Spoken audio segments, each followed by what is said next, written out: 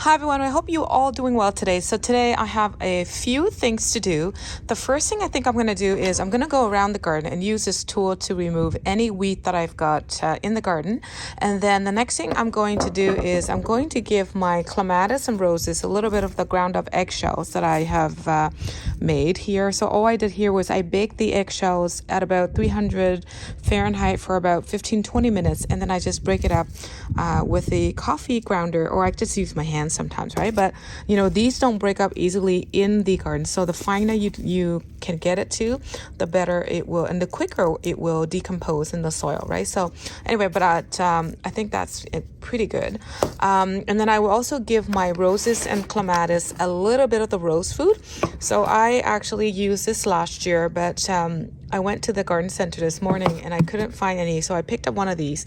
This is okay too, but I think I prefer this one because it does have a higher percentage of the potassium, which I think is better for the roses. But anyway, that would do as well. I've used that before, but I just don't remember when the last time it was. I may decide to give some of my evergreens a little bit of this, because I don't know if you recall, but I have so much damage on some of my evergreens, like the Anna's Magic Ball. So I think I might give this. Now, I don't usually feed them, and if you have been watching this channel, you probably noticed that I don't fertilize most of the plants in my garden. The only plants I give fertilizers to is the clematis as well as the roses. That's it. Everything else I pretty much rely on compost. So that is also another thing I'm going to do today. Now, I do have some ground used coffee ground and tea leaves, which I will be applying about a handful or so to each of the hydrangeas that I have in the garden. And I do that about twice a year, once in the spring, as well as anything that I have left over in the summer. I will do that in the fall. But every 2 to 3 years, I also collect free compost from the city, and I do this in the spring only in the spring. It's the compost, and I pretty much do like a thin layer of compost throughout the entire garden. Now, just in case I forget to remind myself, I'll say it now. There are 3 plants that I have in the garden that do not need any compost. That's the salvia, the sedum, as well as the Cappagemus nepeta. Those 3 plants do not need compost. The extra compost tend to stimulate too much growth, and that's one of the reasons why they tend to split in the middle and they tend to get really floppy. So I will try to remind myself to avoid those 3 plants when applying compost to the garden. But that is pretty much it.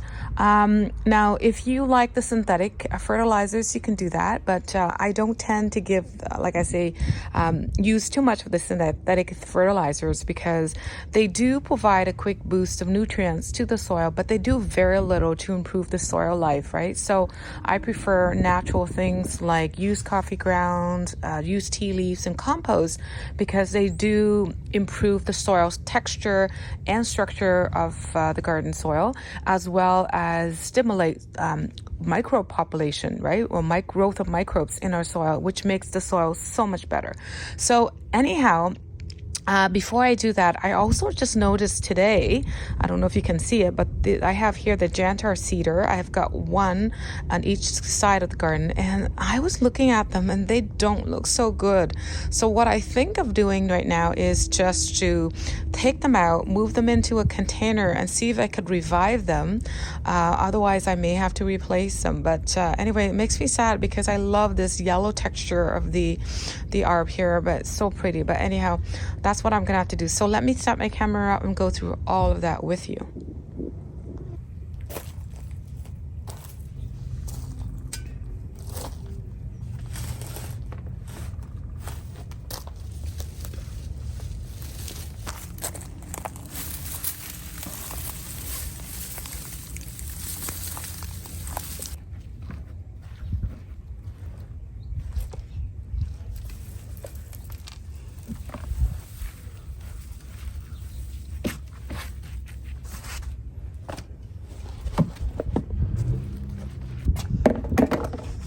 After removing the jantar cedar, I thought that was sort of lopsided, so I decided to lift this incredible up and see if I could reposition. And when I did that, I actually ended up breaking it, a couple stems actually, and so I decided to divide that plant, and so I have half of it planted back there. So here are the two stems that I actually accidentally broke off the Incredible earlier, and so I think it does have some roots in it, which I think I will plant in the planter, and they will probably be okay.